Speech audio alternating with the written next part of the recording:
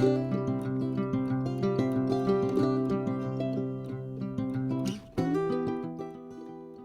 guys, today we're going to be making sourdough discard crackers.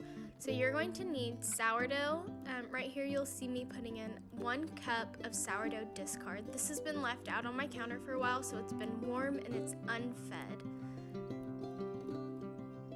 Make sure you get all of it into your bowl, and then you'll want to get out whole wheat flour. I'm using einkorn flour, and then non-bleached all-purpose flour. So now you're going to add a 1/2 cup of einkorn flour right on top of your discard, and then you'll go ahead and add a 1/2 cup of non-bleached all-purpose flour.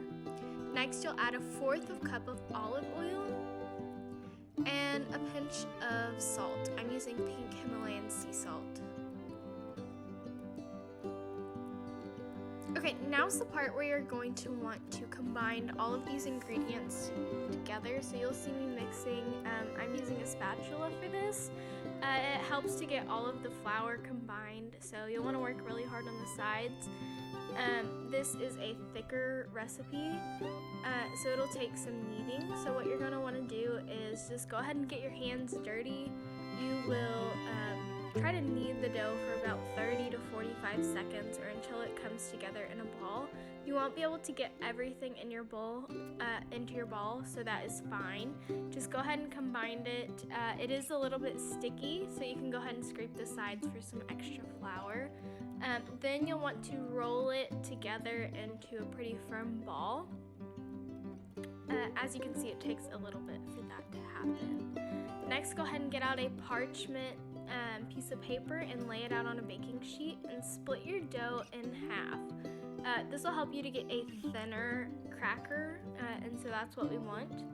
So I have half of my dough right here, and I am just going to use my rolling pin to stretch it out. We want a really thin cracker. It'll be easier for baking. If not, you'll end up with more of a pita chip or a thick piece of like pita bread, and that's okay too. It just depends on what you want. So I have my bread rolled out, and now I'm cutting it into about 2-inch squares.